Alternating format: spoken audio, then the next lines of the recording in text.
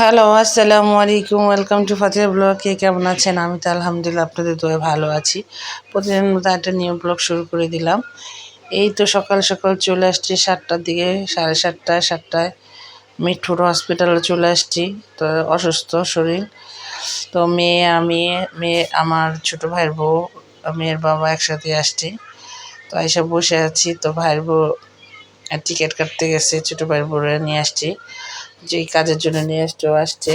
তো আমরা দুজন বসে আছি, মামে আর বাবা এসে রিপোর্ট আনতে গেছে, মানে দুজন দুই জায়গায় গেছে। ডাক্তার দেখাতে আসছি। তো ডাক্তার কি বলে কবে সিজার করবো সেই জন্য আসছি। আলতা করবো, অনেক জায়গায় দৌড়াইতে হবে, আজকে মনে সারাদিন এখানে যাবে। তো আর দেখাদেখি শেষ করে আসার সময়তে আসার মঞ্জিলের সামনে দিকে ঘাট দিয়ে চলে আসবো। তো ওই তো মেয়ে মামি দুষ্টাইম করতেছে। আসল মঞ্জিলের গেটের সামনে আইসা দুইজন বলতেছে যে তোমরা দাঁড়াও, আমি ছবি উঠাই দিই। তো তোর বাবা এসে আমাদের দিয়ে আবার চলে যাবে। তো আমরা আসি হোটেলে, আসছি নাস্তা খাবো। তাই প্রায় 11টার মতো বেজে গেছে। তো নাস্তা খেয়ে বাসায় চলে যাচ্ছি নদী দিয়ে। তো নদী দিয়ে চাইতে ভালোই লাগে।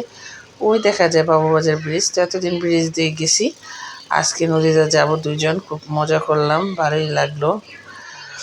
কষ্টের মাঝে হাসি খুশি থাকতে হয়, এটা এসে নিয়ম। তো আইসে তো রান্না করিনি, সকাল চলে গেছি। তো ভাই বউ আইসে সব কাজ করতেছি, কাটা বাছা, মাছ কাটা, মাছ ধোয়া। ওই আজকে রান্না করব, যেহেতু আজকে অনেক দেরি হয়ে যাবে আমাদের, সব কাজ করবে। ও আজকে রান্না বাড়া করছে, কাটাকুটা করছে। তো তো বুয়া আসে নাই, তো বুয়ার কাজগুলো আজকে ও সব করছে। ও অনেক কাজ করতে পারে। তো এখানে যে রান্না করা শেষ, ও গেছে গোসল করতে। তো আমি ওর জন্য বসে আছি।